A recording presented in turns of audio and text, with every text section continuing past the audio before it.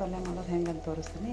ಇದು ಆರೋಗ್ಯಕ್ಕೆ ಒಳ್ಳೆಯದು. ಆಮೇಲೆ ಶುಗರ್ ಇದ್ದವರು ಎಷ್ಟು ತಿಂತಾರೋ ಅಷ್ಟು ಒಳ್ಳೇದಿದೆ. ಎಲ್ಲರಿಗೂ ಸೇರ್ತದೆ. ನಮ್ಮ ಮನೆಯವ್ರಿಗೆ, ನನಗೆ, ನಮ್ಮ 2 ಹುಡುಗರಿಗೂ ಸೇರ್ತದೆ. ನಮ್ಮ ದೊಡ್ಡ ಮಗ ಅಂತೂ ಇಷ್ಟಪಟ್ಟು ತಿಂತಾನೆ ಇದನ್ನು. ಇದಕ್ಕೆ 1 ಗಡ್ಡೆ ಬೆಳ್ಳುಳ್ಳಿ, ಆಮೇಲೆ 1 ಬಟ್ಲ ಶೇಂಗಾ, 1 ಚಮಚ ಎಣ್ಣೆ ಇಟ್ಟೀನಿ. 1 ಚಮಚ ಉದ್ದಿನಬೇಳೆ ಹಾಕ್ತೀನಿ. 2 ಸೇರಿಸ್ಬಿಟ್ಟು ಇದನ್ನು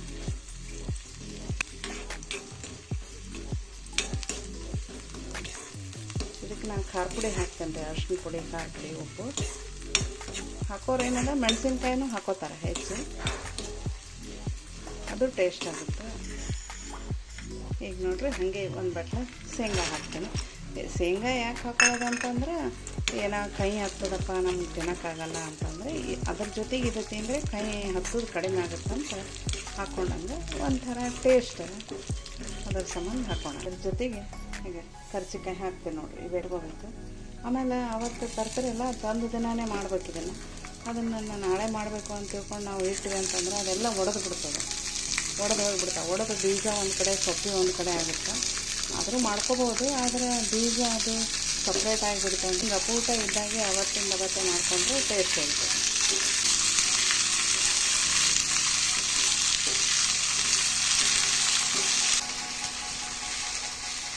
ಈಗ ನಾವು ಇದಕ್ಕೆ ಉಪ್ಪು ಹಾಕ್ತೀನಿ ಸ್ವಲ್ಪ, 1 ಸಣ್ಣ ಚಮಚ, ಬಾಳೆಹಣ್ಣಿಲ್ಲ ಯಾಕಂದ್ರೆ ಸ್ವಲ್ಪ ಅವಲ್ಲ ಕರ್ಚಿಕಾಯಿ, ಅದಕ್ಕೆ ಸ್ವಲ್ಪ ಉಪ್ಪು.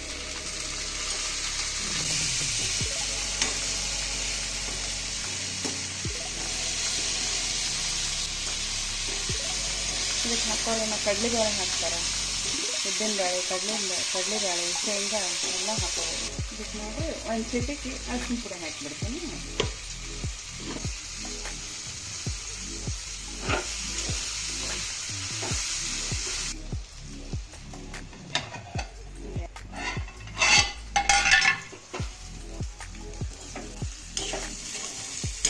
ಮೆತ್ತಗೆ ಹಿಂಗೆ ಹಾಕಬೇಕು.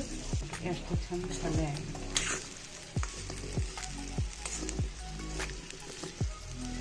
ಒಂಚೂರು ಖಾರ ಪುಡಿ, ಸ್ವಲ್ಪ ಖಾರ ಪುಡಿ ಹಾಕಿ ಅಲ್ಲೇ ಒಲೆ ಮೇಲೆ ಹಾಕಿದ್ರೆ ಘಾಟ್ ಆಗುತ್ತೆ ಅಂತ ತಿಳ್ಕೊಂಡು ಕೆಳಗಿಳಿಸಿ ಹಾಕೀನಿ ರೀ.